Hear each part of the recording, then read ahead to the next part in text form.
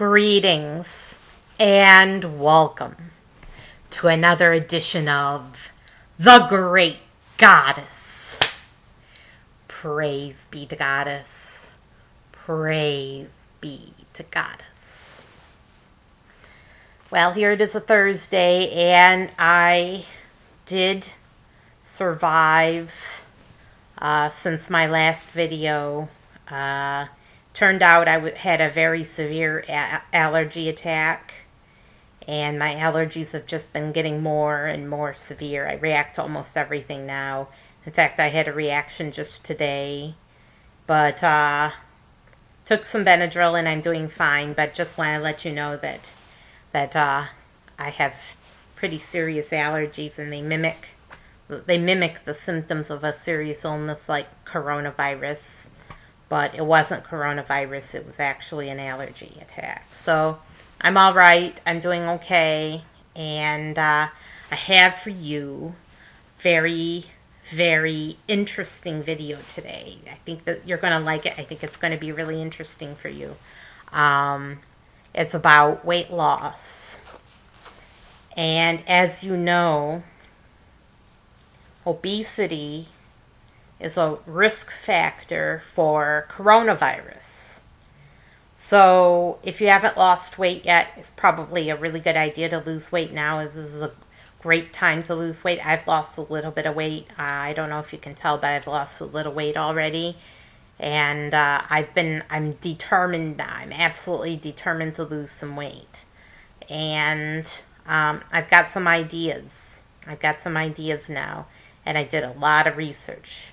Just did a ton of research, and I'm all ready now to tell you about weight loss, what I've learned, what I know.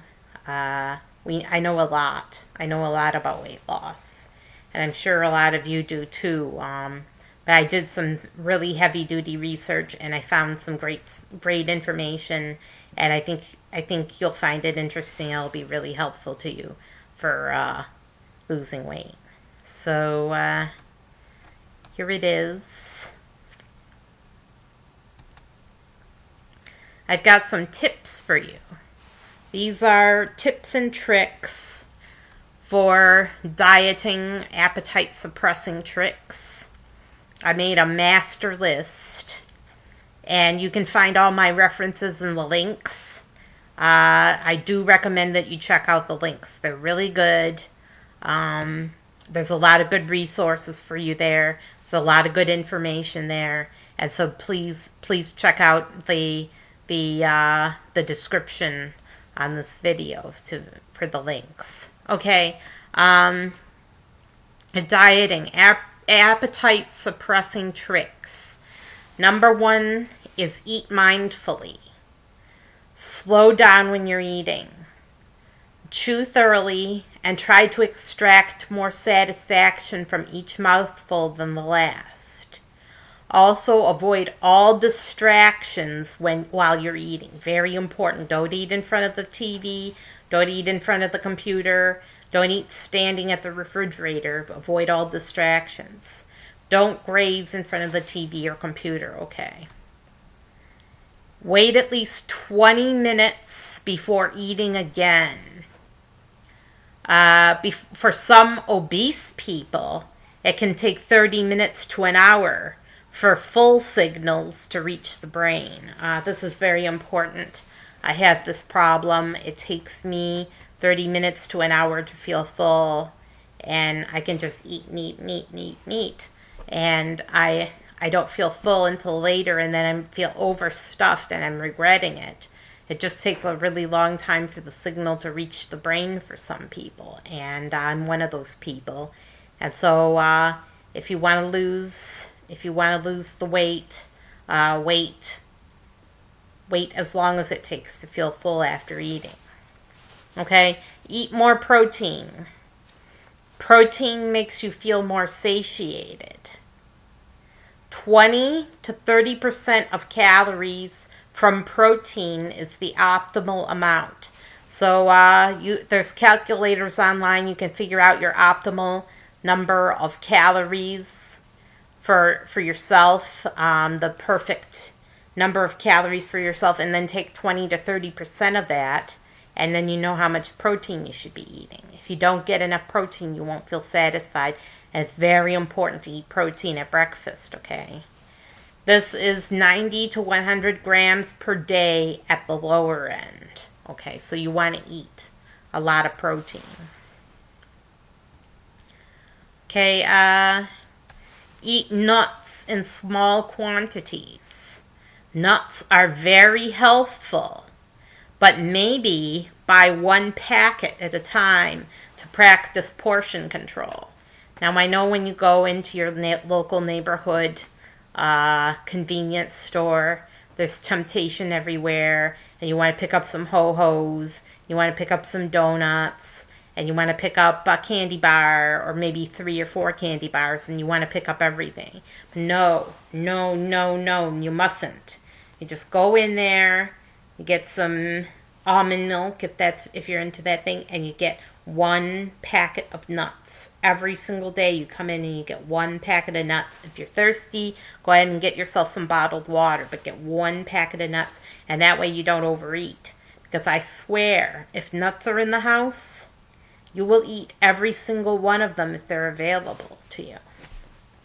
All right, don't shop when you're hungry. Eat before going out, but not too much, as then food will seem de-appetizing. Maybe have a snack before shopping.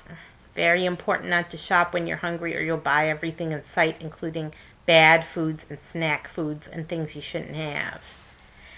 Stay out of the middle aisles of the grocery store and ignore brightly colored packaging. Okay, this is very important. Advertisers play havoc with our food cravings, exploiting our weaknesses to sell more of their product. Do not give in to advertisements, restaurant signs along the road, bright and colorful packages, cartoon characters, or ads. Do not play food-laden video games or advert games.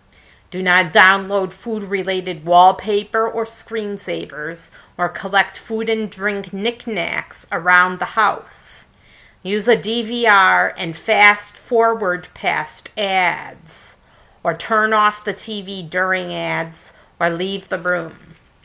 Use ad blockers on your favorite websites, such as Facebook. Browse anonymously to avoid the collection of food preference data by companies. They will serve you food ads later. Prevent your children from being seduced by food in school. Send them with homemade lunches and snacks. Children spend 40% of their waking hours in front of a screen. More so now that school is online. So limit what they see. And this is so important. This goes right to the heart of dieting, doesn't it? The fact that 60% of Americans now are obese or overweight is because of advertising. The advertisers have done a really good job of persuading us to buy more food and to eat more than we need. Okay, and it's a killer. It's killing everyone in America. Eat some fat, but not too much. Eating fat releases leptin, which controls hunger. Eating fat also decreases ghrelin, which causes hunger. Too much fat makes you gain weight. And I know the low carbers are all yelling right now, and they're having a fit and going crazy and saying fat does not make you fat, and fat is just what you need. No, it is not. No, it is not. It's been scientifically proven that high-fat diets cause fat gain, weight gain. Fat does make you gain weight. Eat oranges, grapefruit, or apples. The fiber helps you suppress your appetite. Increasing fiber all around also helps you lose weight. Very important to eat fiber. Very important for dieting. Eat more fruits and vegetables to bulk up your meals without increasing calories. Add a vegetable soup that is not creamy, or a big salad before your main meal without creamy salad dressing. This decreases the amount you eat. Now, if you can't eat a salad without creamy salad dressing, not only do you not have a lot of discipline, but also you have no business eating salads. Okay, just don't eat salads with creamy dressing. The bigger the salad, the better, but use a fat-free homemade dressing. Eat breakfast every day and be sure it is high in protein.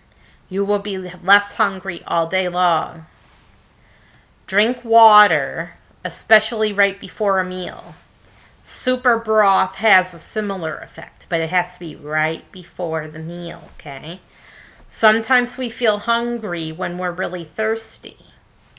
Use spices. Spice, especially cayenne and ginger, make us feel less hungry. They also rev up the metabolism, which is great. Eat protein foods once every 4 hours. This increases fat metabolism too. Eat 3 square meals a day. Ghrelin, which causes hunger, is decreased more the bigger the meal. If you eat a decent-sized meal, you'll be hungry 4 to 6 hours later. But if you eat a small meal, you'll be hungry again in 30 minutes. 3 meals is the ideal. Snack on fruits and vegetables. When you get hungry, have a salad with fat-free dressing. Or cut up an apple and eat it. So that's some of the tips. Here's the rest of them. Yes, you can have snack salads. Snack salads. I just love this idea. Having a snack salad. You're hungry. You've got the munchies. You want something really quick, really fast. Tear open a bag of salad, right?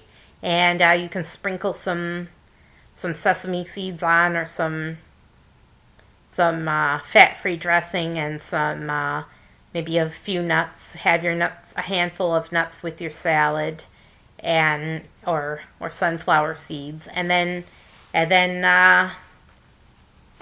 go ahead and eat that, and maybe throw on a tomato. I know people like tomatoes and they're easy to cut up.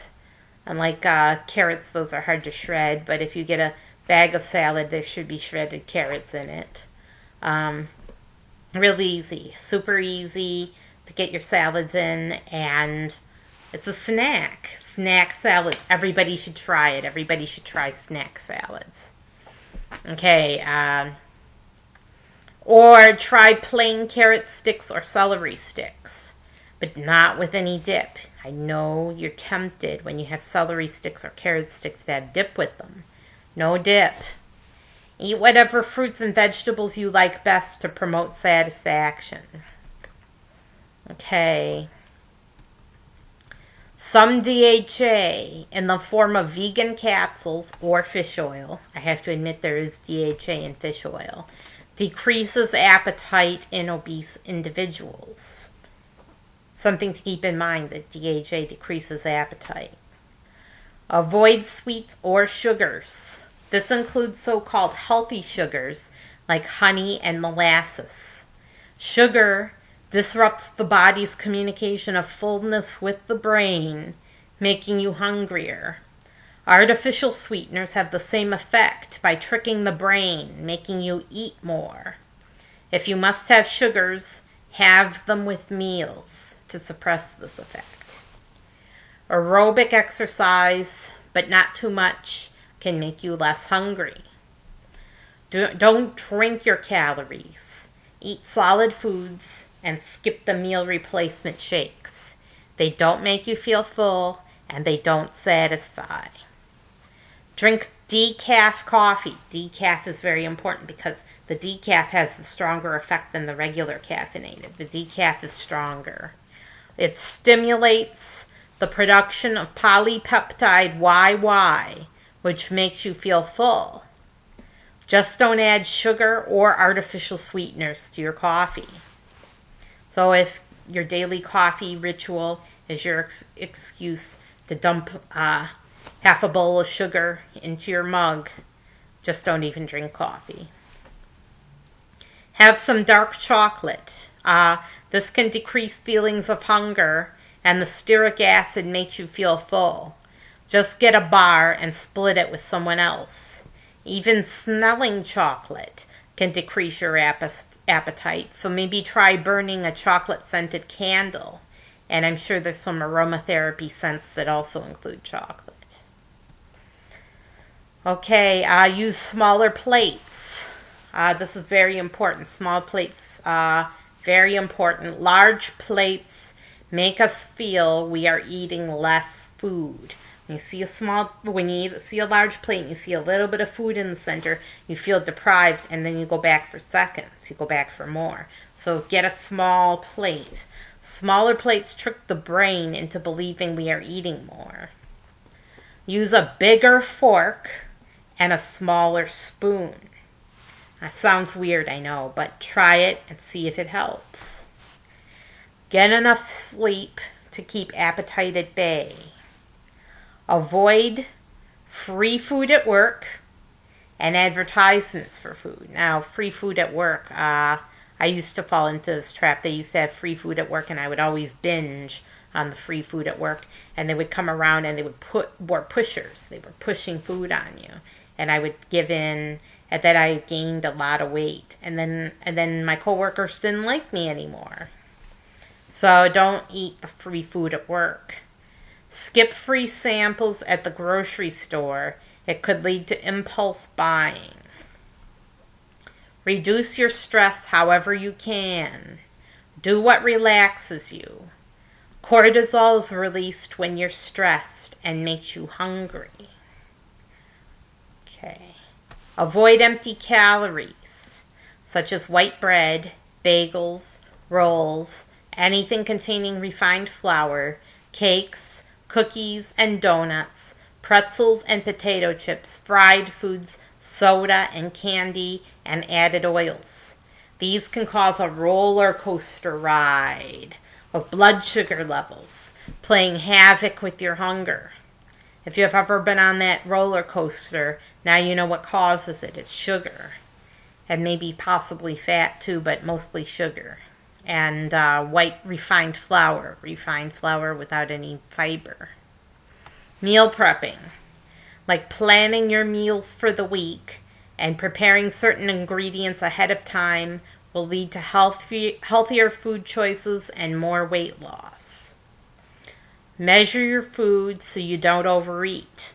Keep a food diary with a free tracking tool. And these are easy to download online. Just get yourself an app, like MyFitnessPal, for example.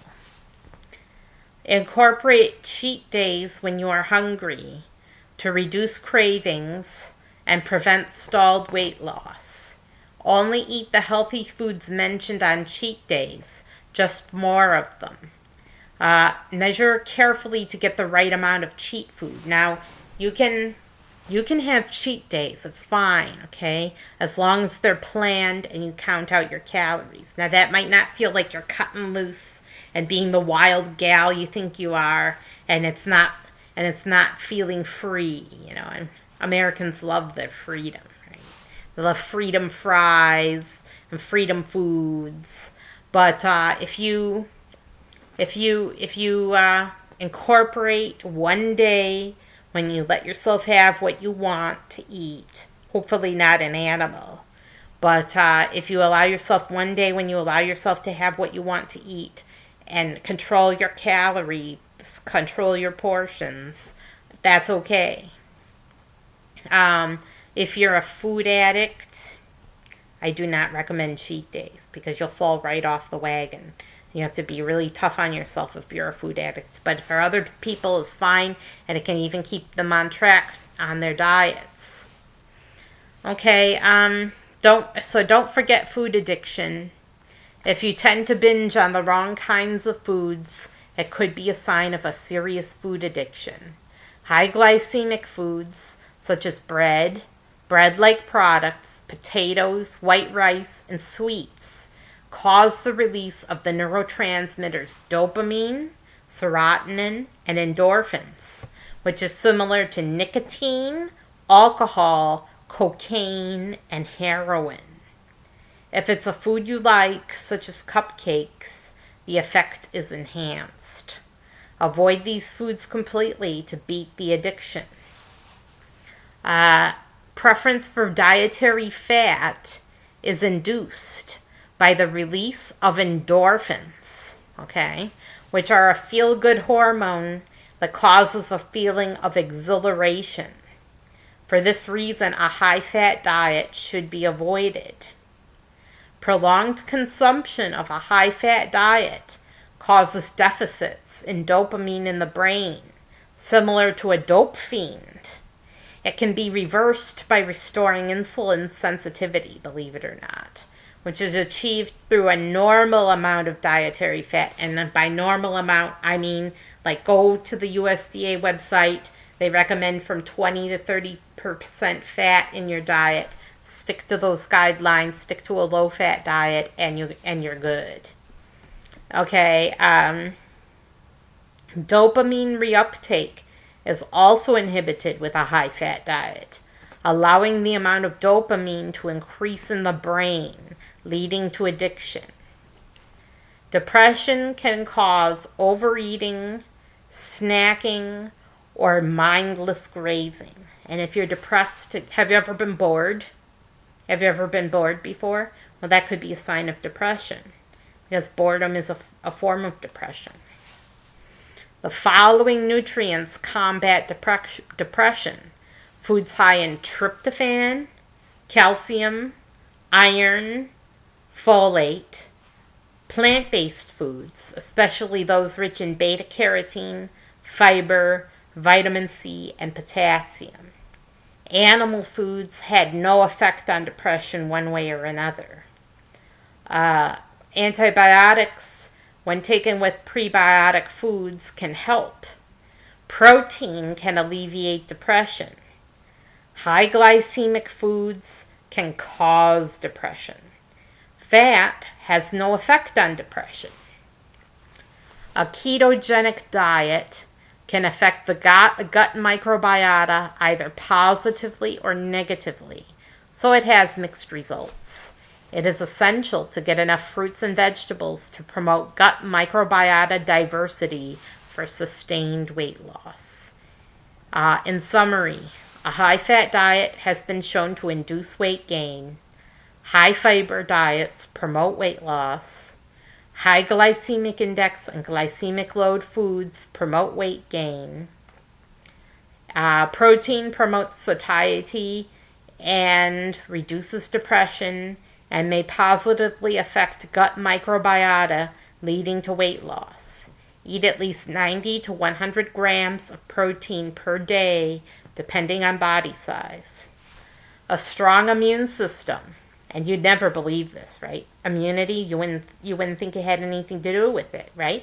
But a strong immune system promotes weight loss by regulating the composition of the gut microbiota. So those of you who have been taught that it doesn't matter how much you eat or what you eat, as long as you eat the right number of calories, like you could go and have McDonald's every day, your McDonald's diet isn't gonna cut it. Because there's no vegetables, okay? They're notorious at McDonald's for not using vegetables, and they always use white bread, and there's no fiber, and there's no vitamins. Don't do it. Go for fruits and vegetables every time. It is essential. Okay, so a strong immune system promotes weight loss by regulating the composition of the gut microbiota. Basically, there's these gut microbes, okay? And some of them are goodies and some of them are baddies. And your immune system goes in, and if your immune system is strong, if you have a strong immune system, it goes and it latches onto the baddies and destroys them, but it leaves the goodies alone. So you have a good balance of gut microbiota. But if your immune system is weak, because you're not getting enough fruits and vegetables and not getting enough nutrients for whatever reason, maybe you have malabsorption, then the baddies multiply and crowd out the goodies, and then you gain weight. Eat immune strengthening foods, and you know what those are, fruits and vegetables. Eat more plant foods. Practice mindful eating. Probiotics and prebiotics may help. So that's the summary of that. I'm gonna now let's see what else I have here. No, I don't have the other one. Hold on. Glycemic index and glycemic load. Now I've looked at this for you. I've summarized it for you, and here's the summary of what I know about the glycemic index and the glycemic load. Okay, I classify these. Okay, this was my classification, my definition, my decision. You may have a different interpretation, but this is the research. Glycemic loads of 1 to 9 are low glycemic, 10 to 20 medium glycemic, 21 to 30 high glycemic, and 31 to 39 very high glycemic, based on common serving sizes. Foods closer to the top of the list have the highest glycemic index, and toward the bottom of the list, the lowest glycemic index. Okay, so I numbered these, and I put them in order so that, or just going in order.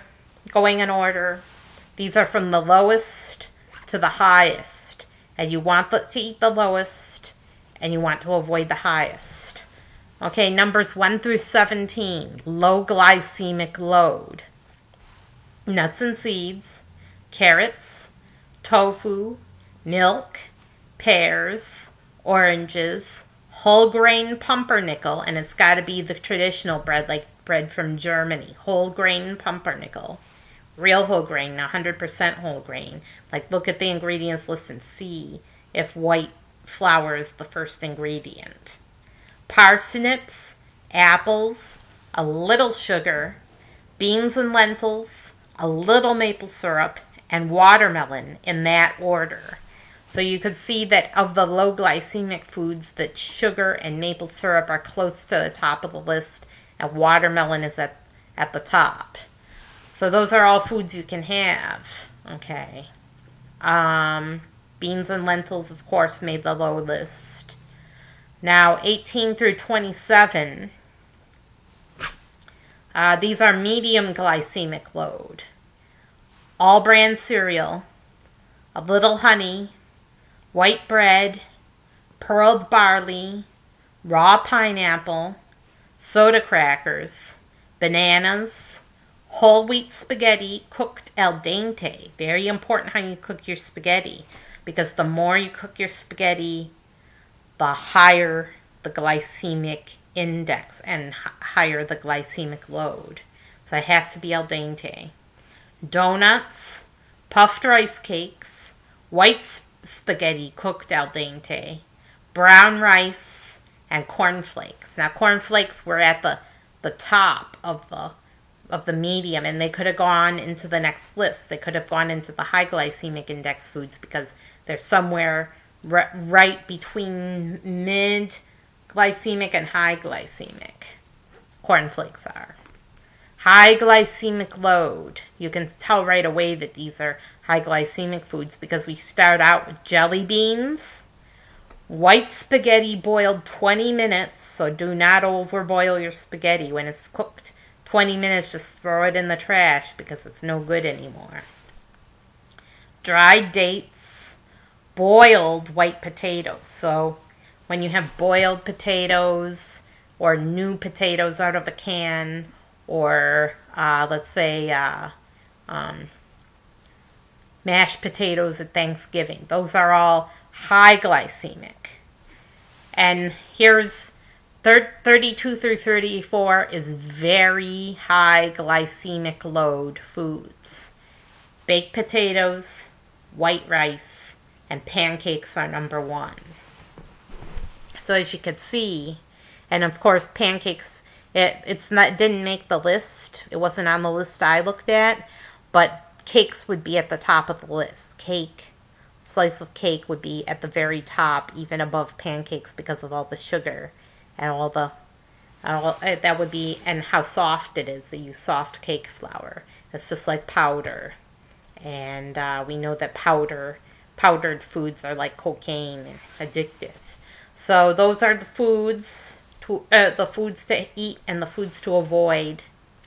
Eat low glycemic, limit medium glycemic load, and avoid high glycemic load and very high glycemic load. Okay. So I did a little bit of research. Let's see, I noted before 90 to 100 grams of protein per day for maximum satiation. Okay, here's the number of obese people. Approximately 234,991,200 overweight or obese Americans. 1.7% of these overweight or obese Americans have binge eating disorder. So not that many. About 1 in 50, or a little less than 1 in 50, maybe 1 in 60. 15% of mildly obese people have the disorder, and it's mildly obese. If a person is very obese or moribund obese, you know that they probably have the disorder. And the ratio of obese people who don't have the disorder, obese people who have the disorder to obese people who don't have the disorder is about 1 to 6.67. So about 1 in 7 obese people have a binge eating disorder. What about the rest of them? Well, they've been suckered in by advertising and the media conglomerates and the machine, that cranking, turning machine that never stops selling us food day and night. Okay, mindful eating has been proven helpful for the grazing habit. And I already covered some of the stuff. Tryptophan foods fight depression. I did some research. Here's some things. When you eat a ketogenic diet, okay, it causes a decrease in the diversity of your gut bacteria, which is never a good thing. It decreases the diversity of the gut bacteria all across the board. And the gut bacteria are what can either help or break your diet. They can either make you healthy or they can hurt you. So decreasing the gut microbiota is not a good idea. It decreases amuniciphilia. It increases Enterobacteriaceae and bacteroides and Doria species. It decreases bifidobacterium. It increases amuniciphilia. It decreases Firmicutes. It increases Bacteroidetes. It increases Lactobacillus. It increases Bacteroidetes, Bacteroidetes, and Bifidobacterium. Okay. Amuniciphilia and Lactobacillus are associated with increased insulin sensitivity, lowered body weight, and reduced hyperglycemia. So, ketogenic in this case may hurt or help. Mixed results of ketogenic diet on gut microbiota and weight loss. Some positive, some negative. So ketogenic is a mixed bag. I discovered that mung bean protein reduces weight on a high-fat diet. And if you've never had mung beans before, you can have the cellophane noodles. I'm sure you've seen those in Chinese restaurants. There's Chinese groceries, cellophane noodles. You can add them to hot boiling fat, which I don't recommend, or you can add them to hot water, which I do recommend, and cook them. They only cook for like 30 seconds, and then you lift them out, put them on a plate. The cellophane noodles are made with mung bean. So if it reduces weight on a high-fat diet, I recommend it if you eat a high-fat diet, which I don't recommend. Okay, there's a weak immune system may lead to obesity. Clostridia prevents obesity, and it's a miracle microbe. It's a miracle bacteria. You wouldn't even think there's such a thing as a miracle bacteria, but there is. It can prevent obesity. And when your immune system is weak, what happens is that the immune system doesn't go in, it doesn't destroy the bad bacteria. The Clostridia get crowded out, and then when the Clostridia get crowded out, you gain weight. So, like I said, in a strong immune system. Metabolism of bile acids, very important. Indigestible polysaccharides and metabolic endotoxemia are all associated with obesity. SCFAs 2, which are short-chain fatty acids, which affects satiety. Elevated LPS causes chronic inflammation leading to obesity. Okay, Prevotella and Enterobacteriaceae enriched in obesity. Okay, so there's more of them. Christensenella CA enriched in thin people. Enterobacter present in morbidly obese. So Enterobacter is a terrible thing, and you don't want to have Enterobacter. Ketogenic diet hurts. So in this case, ketogenic diets encourage bacteria that make you fat. And it's a mixed bag, like I said. Some of them are good, some of them are bad. Lactobacillus abounds in obese and overweight children. Ketogenic diet hurts. So it hurts you if you have more lactobacillus. Supposedly it can cause weight loss, but in some obese children, there's a lot of lactobacillus, so it could cause weight gain. Negative correlation between BMI and bifidobacterium. Ketogenic diet may help or hurt, because sometimes bifidobacterium is increased, sometimes it's decreased on a ketogenic diet.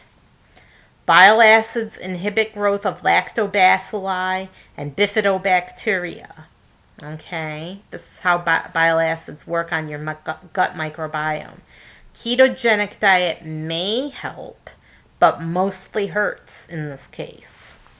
Increased bile acid induces obesity through FXR signaling in a high-fat diet. So ketogenic hurts in this case. TGRS has anti-obesity effects.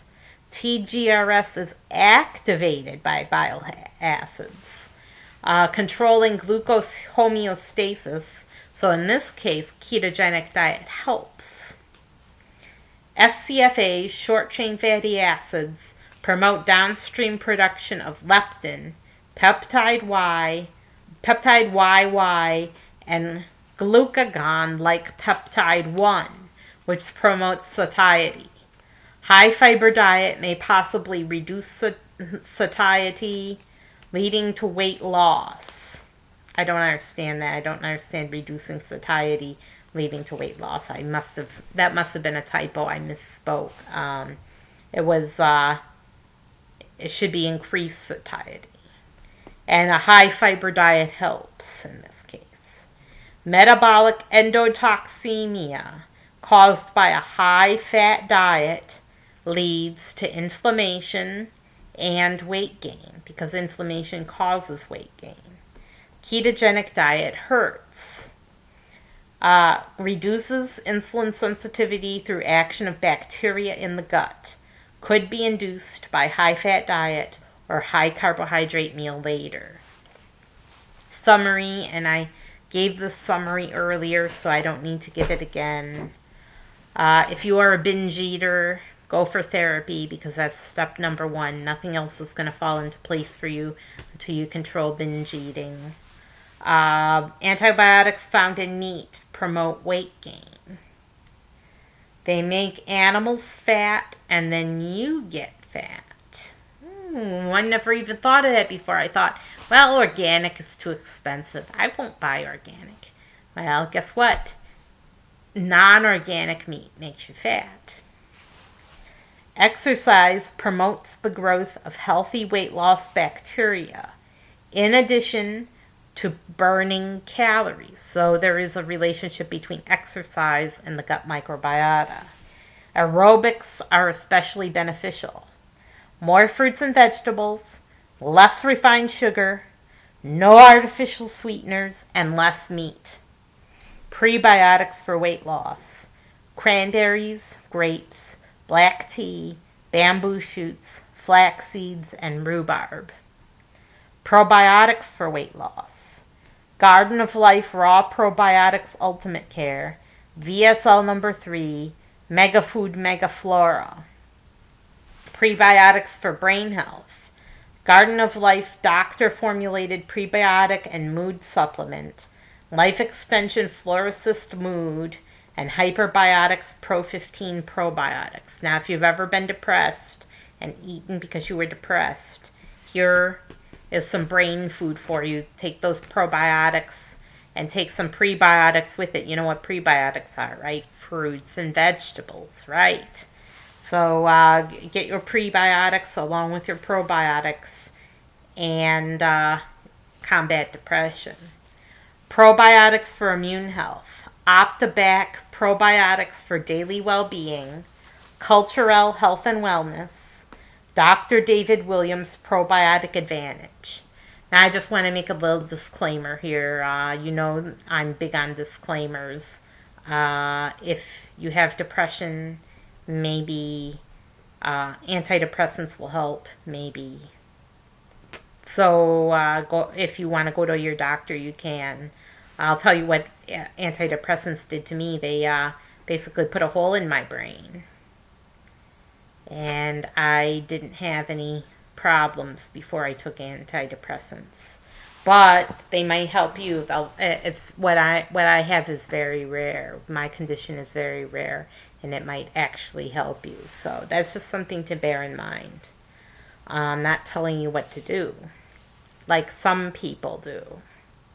You know how disclaimers always sound like they're telling you what to do, and you hate it. Okay, they really don't have the right to tell you what to do, by the way. They're just trying to protect themselves from prosecution. Okay, so weight loss, brain health, and immune health. You can find all this information in the links. Healthline was my source for this information.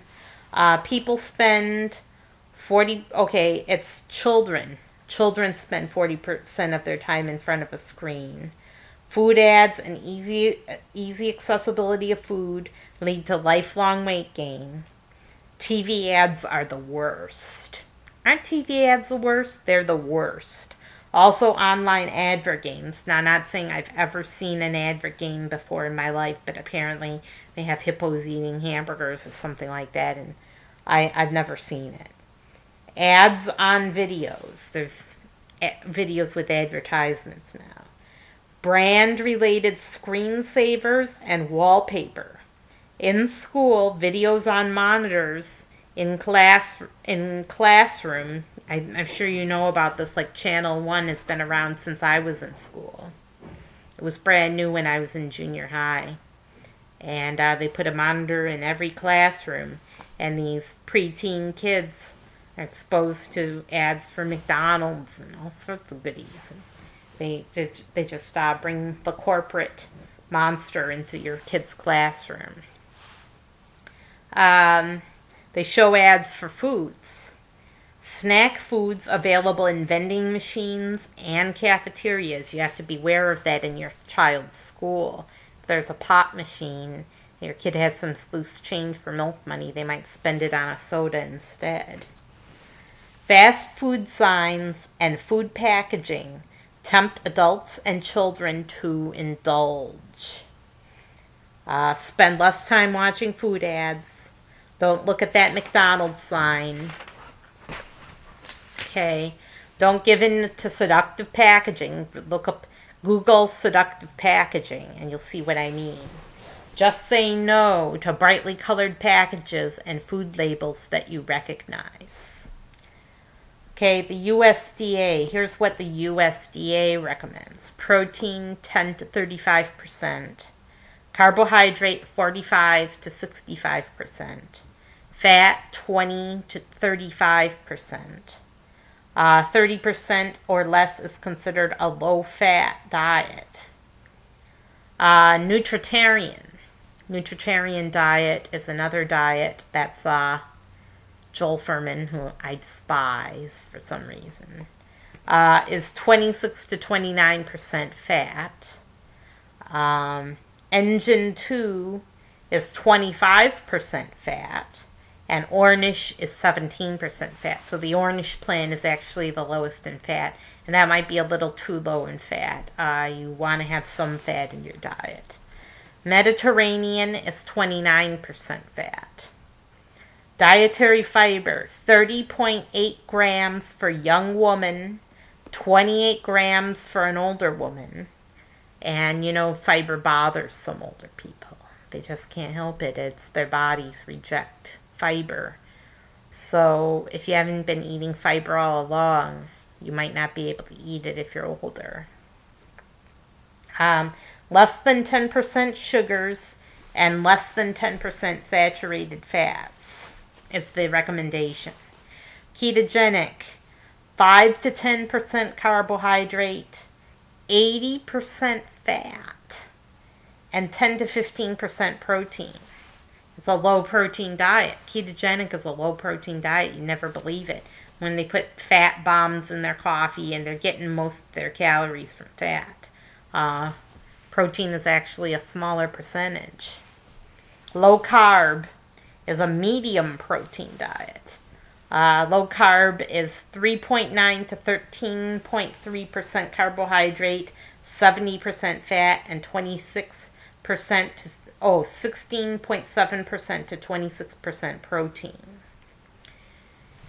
And here is what I recommend based upon the science and everything that I researched and everything that I did to find out the research and the science. The best diet is a slow carb, medium fat diet. Okay, slow carb. 2 grams per kilogram of body weight protein. I know that's a lot. You can have 1 gram. That's also fine. At least 0.5 grams per kilogram of fat. More if you like. And remaining calories from slow releasing carbs. Like we just talked about the glycemic index. You want to stay low on the glycemic index and low on the glycemic load. Those are the best foods. And you know what those are? Beans and lentils, right? Beans and lentils. Nuts and seeds have a very minuscule amount of carbohydrate. I don't even think they're classified as carbohydrate foods. Same with tofu. It's low on the scale. And also fruits and vegetables are all low. They're all low on the scale except potatoes. Bananas are medium on the scale. Potatoes are high or very high. Okay, so then I've got some information here that's just for myself. So here is what you should not have. No potatoes, white rice, white bread, or pasta allowed. Whole grain pumpernickel is actually okay, but like I said, it's got to be that German bread from Germany. It's got to be real pumpernickel, not Pepperidge Farm pumpernickel or any other brand of pumpernickel, like beef steak pumpernickel or something like that. Don't get that. Get real pumpernickel. And if you can't get real pumpernickel, or it's got caraway seeds in it and you don't like caraway, make it yourself. Or you could buy Ezekiel bread or Dave's Killer bread if you can eat that. I can't have Dave's Killer bread because I have a deathly allergy to it. But you can have Dave's Killer bread, or you can have No, it's not Garden of Eden. It's Garden of Life. I'm sorry. Garden of Life bread. Ezekiel bread. Okay, and then Pasta, especially whole wheat, cooked al dente is okay, and brown rice is okay, in moderation. Bananas in moderation. No potatoes, candy, white rice, pastries, pancakes, cakes, cupcakes, donuts, etc. Absolutely not. This is if you're following the diet. You don't have to follow the diet. I'm not telling you what to do. You can do whatever you want. But this is what you should follow if you want to lose weight. Okay, all bran in moderation. I wouldn't eat cornflakes if I were you. I get free boxes of cornflakes from the government, and I usually give them away. But you shouldn't eat cornflakes because they're high on the glycemic scale. Rice Krispies, Chex, Cheerios, sugary cereals, etc. All of these are high glycemic foods and should be avoided. Okay, safe portions of foods: 2 slices of pumpernickel, 1 cup of all bran, 1 cup of spaghetti served as a side dish, 1 cup of brown rice, 1.5 tablespoons maple syrup. So you can have all that food or just 1.5 tablespoons of maple syrup. Which would you rather have, right? 1 cup of parsnips, 2 apples or oranges, 1.5 cups of beans or lentils, unlimited tofu, and regular portion of nuts or seeds, or 1 medium banana are all acceptable. Now here's the rule for carbs. Count them on your fingers. 1, 2, 3. 1, 2, 3. And then you're done for that meal. Your glycemic load, all added together, and you can add them together, that's what glycemic load is for, should not exceed 100 in a day. So add all your glycemic load foods together. Add the glycemic load for each of the foods and each of the portions together. Like if you have 2 portions, you count the glycemic load for that food twice. And it should not exceed 100. You count on your fingers. 1, 2, 3, that's the limit for a meal. You don't have to have all 3. You're allowed to have all 3, but you want to limit it to 3. And you don't want to go above 100 in a day. Stay as low on the glycemic index as you can. 21 to 44 grams of carbohydrate per serving. That's the average. And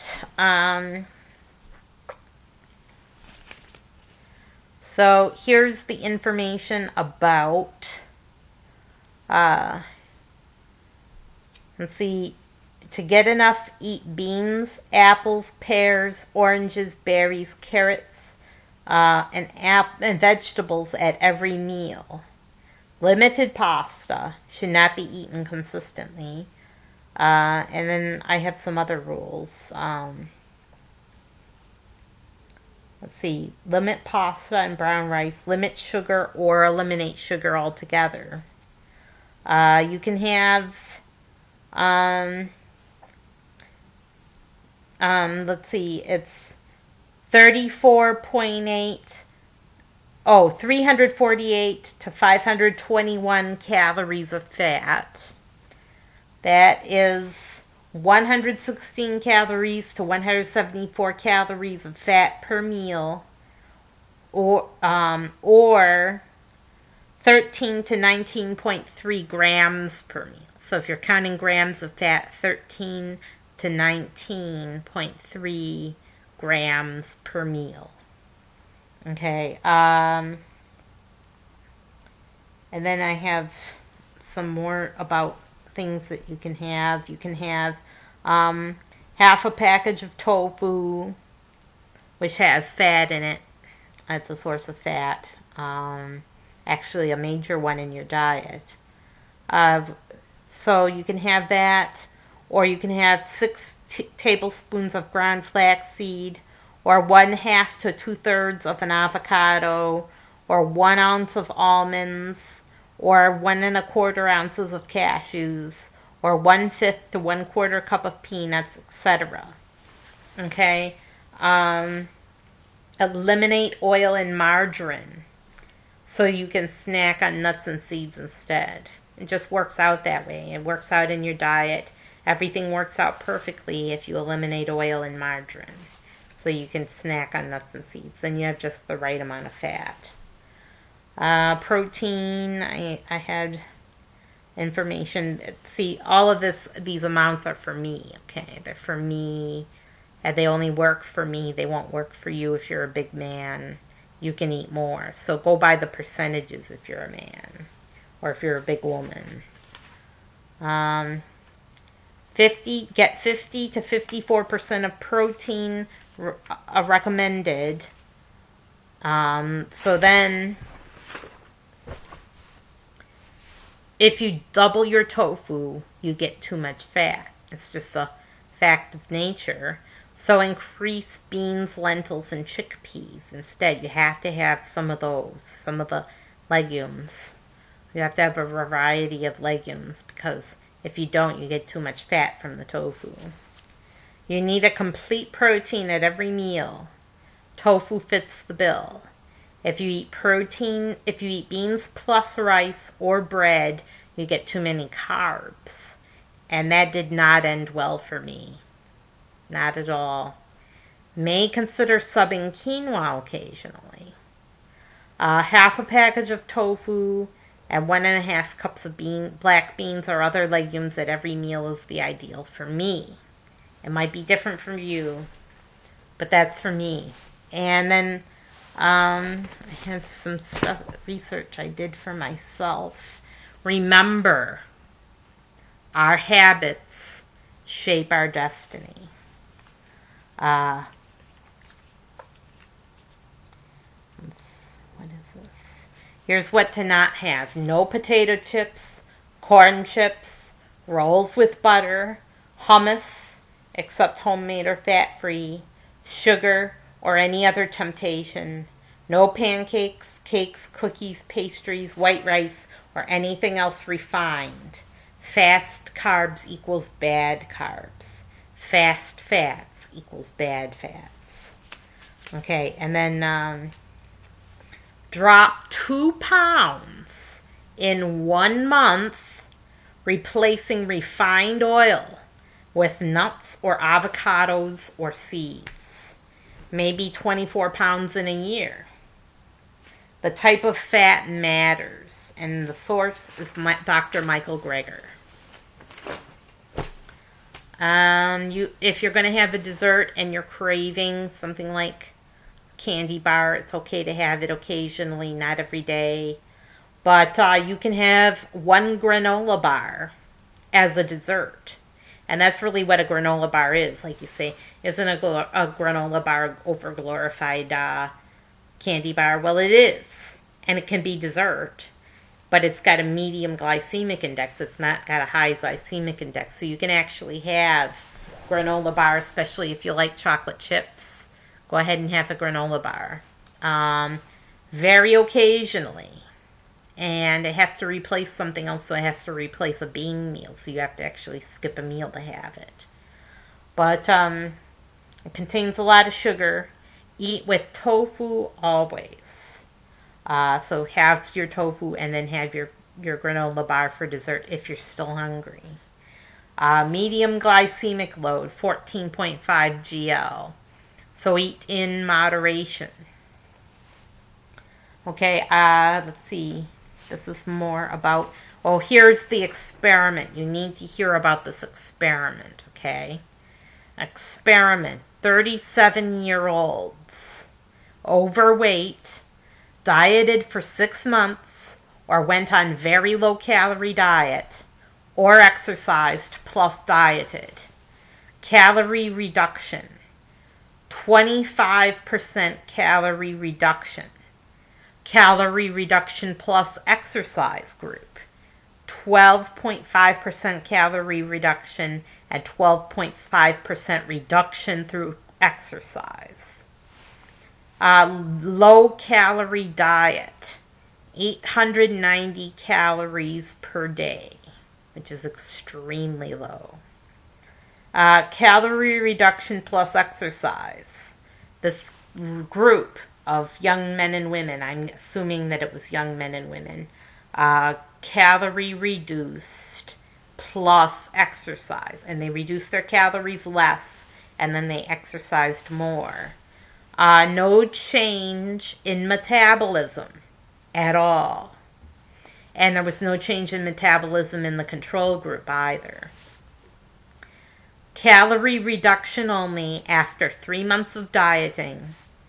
Negative 454 calories, plus minus 76 calories, which creates a range, okay?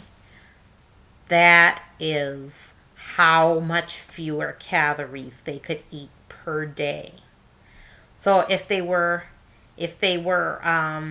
dieting, just strictly dieting and not exercising, and they were trying to reduce their calories by 500 per day so that they could lose weight, by 3 months in, their weight had ground to a standstill. Their bodies compensated, and they stopped losing weight. And this is why diets fail. They don't work.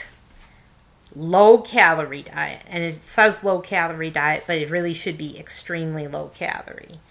The extremely low-calorie diet at 3 months, negative 633 calories. Their bodies compensated even more, plus minus 66 calories per day.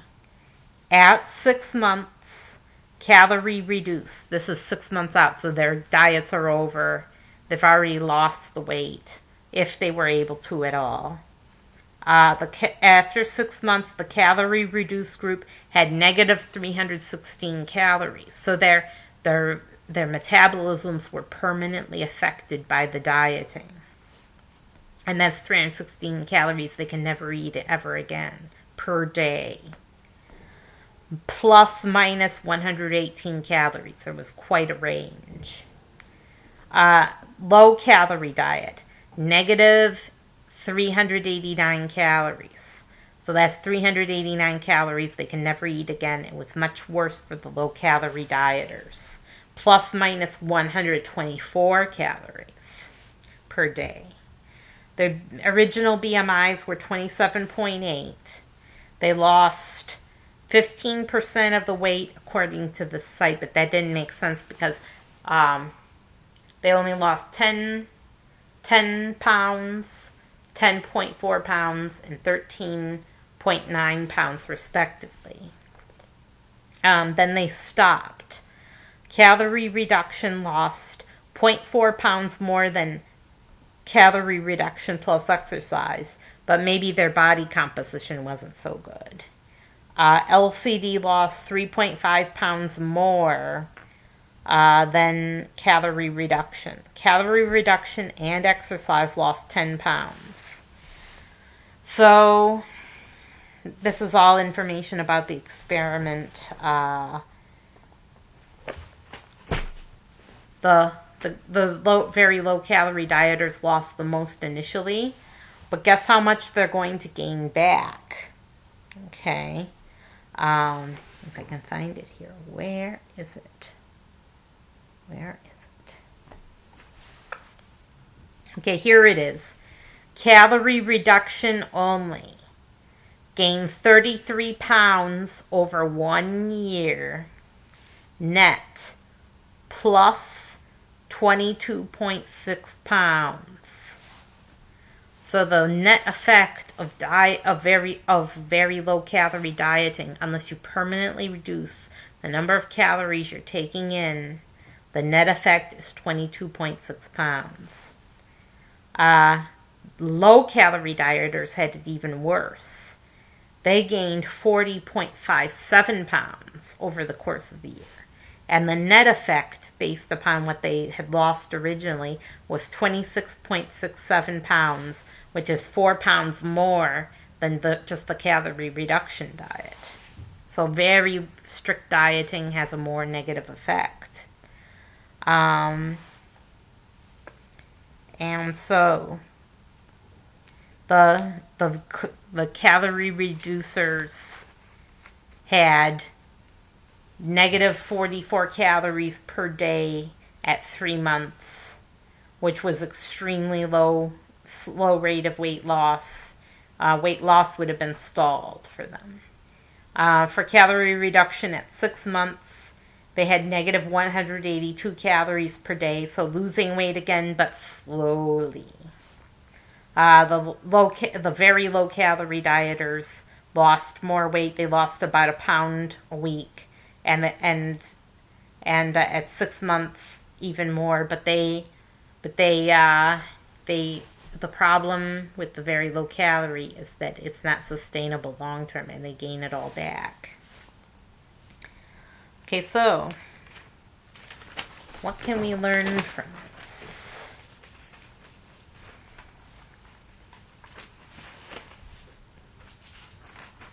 This is all research that I did for myself. Okay, here's something interesting. Sugar habit. With my sugar habit, I could gain 12.5 pounds per year.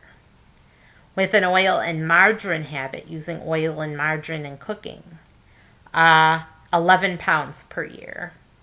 And my treat habit, which is the worst of my habits, I could gain 42.58 pounds per year. Now, obviously, treats are quite filling, and the treats become part of your meals. You substitute, you aren't hungry anymore after you've had a treat, so you substitute part of your meals with treats. But they provide empty calories. Total for vices, 66 and 1/12 pounds per year. 66 and 1/12. So 66 pounds per year just for vices. So if you can cure your vices, you're golden, right? So then, and if you're interested in the slow carb diet, just go ahead and Google slow carb diet. There's a lot of good information online. Things you can get for 399 calories. I know this will interest you. You can have, for 399 calories, you can have an almond butter sandwich, or you can have almond butter sandwich with 2 3/4 tablespoons of almond butter, or 2 tablespoons of almond butter and 1 tablespoon strawberry jam. You can have, for 399 calories, you could have 2 cups of brown rice, or for 399 calories, you can have Yonanas with 2 bananas, half a cup of raspberries, and 4 strawberries. Plus, you get 131 calories to spare. So if you want, you can have an extra big bowl of it. 4 apples, 9 oranges, 2 bowls of all bran with 1 cup cereal and 1 cup milk plus berries. Or you can have an extra big bowl of all bran. You can have 2 cups of spaghetti with diced tomatoes, or you can have 2.5 cups of whole wheat spaghetti with diced tomatoes. So you get a lot for 399 calories. Now, here comes the most important part of the video. Ways to celebrate without food. This is so important. Ways to celebrate without food. You all like to celebrate, right? But y'all celebrate with food, y'all. You have cake, and you have ice cream, and you have soda, and you have potato chips, and you wear little party hats, and you throw confetti around, and you're having a party, right? Or you go to Starbucks and have frappuccinos with your friends, right? That's how most people celebrate. But that creates a very, very unhealthy relationship with food. And if you associate good times with food, comfort with food, emotions with food, you will overeat and you will eat crap that's bad for you. So here's some ways to celebrate without food. Not all of these are considered a celebration. They're just ways to treat yourself and fun things you can do instead of food. Okay, play a board game. Go for a hike. Draw or paint something. Carve a pumpkin or other vegetable. Look up vegetable carving online. It's lots of fun. Go on a scavenger hunt. Go rock climbing. Take photographs. Watch a movie. No popcorn or soft drinks. I know that's always a temptation when you go to a movie to have popcorn and soft drinks. No popcorn, no soft drinks, no candy. And no food. No food at all during a movie, because movies are for watching. They're not for mindless eating. Remember mindful eating? Text a friend or surf Facebook. Take a fun class, yoga, fitness, swimming, painting. Dance in your living room. And now, some of these you can't do during Corona. Now that we have Corona, you really can't take any classes or go anywhere or do anything. But before Corona, they were fine, and after they find a cure, it'll be fine. So go ahead and make note of these. Take a bubble bath or add essential oils to your bath water. And there's those bath bombs. I don't know if you've ever heard of bath bombs, but you just throw it in your water and it turns into a bubble bath. Play an outdoor game. Go skiing, surfing, sailing, etc. Go on a lake or river cruise. Take a day trip or sign up with a local tour. Sculpt. Paint ceramics, then get them baked in a local kiln. And there's some local kilns near you, I'm sure there are. Just look up your community resources and see if there's any kilns nearby. Get your nails done if you like that sort of thing. Get your hair done or get a haircut, then go for glamour shots. Buy a Sudoku book or crossword puzzle. Go shopping for clothes or anything you like. Take your kids to the playground. Download or buy a new game and play with your friends. Design and print out cards or calendars or even a banner. You can also print pictures you've taken. Buy confetti and balloons. Assemble a photo album or make a page in your scrapbook. And if you don't have a scrapbook, go ahead and start one. Gift exchange. Do crafts or knit or crochet. Get yourself a toy, then play with it. I know it's awful for an adult to even contemplate. You know how some people are collectors and they keep toys in boxes? It's so cruel to keep a toy in a box. The toy is screaming to be played with. Get a virtual pet. Play with your dog or cat. Get your dog or cat groomed, then get photographed with your pet. Join an online competition such as Spanish lessons or fitness.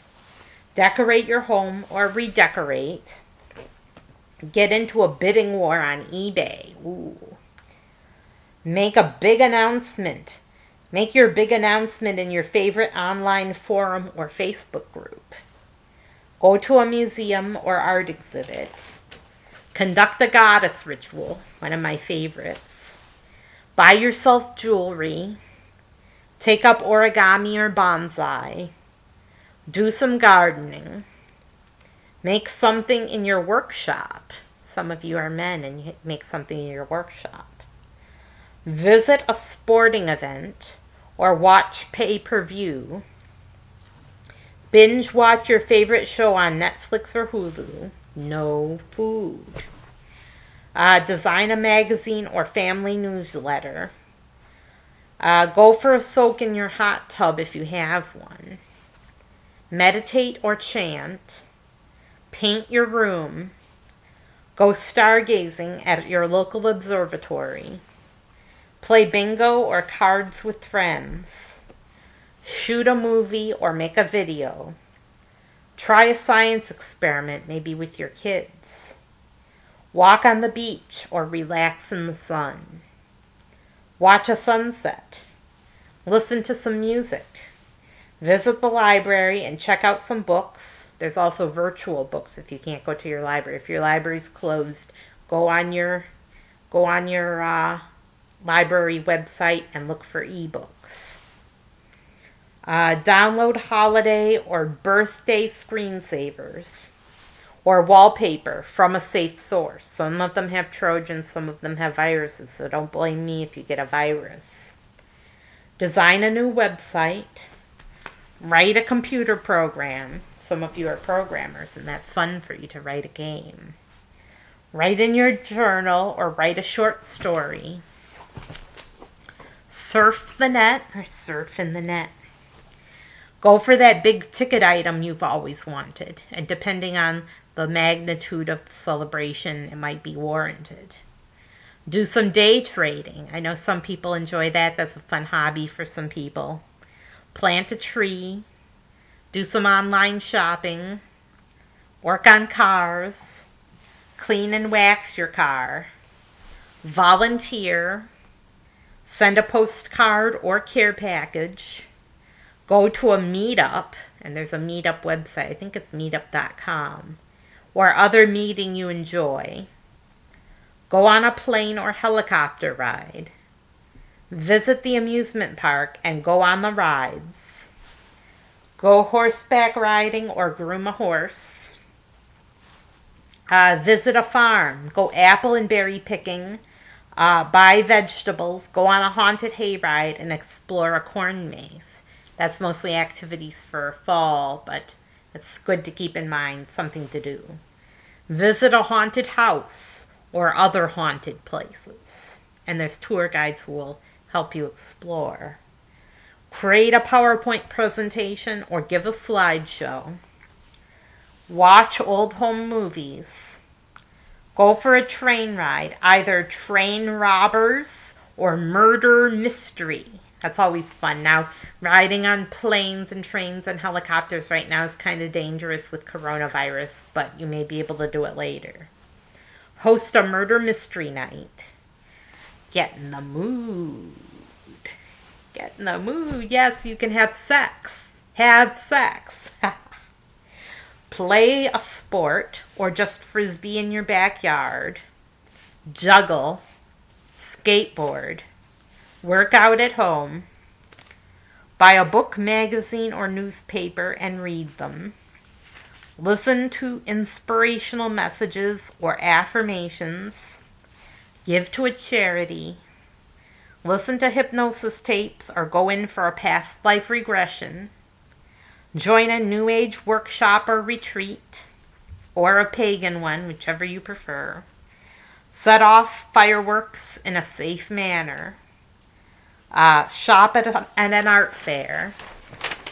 And there's more. You can't even believe there's so many, right?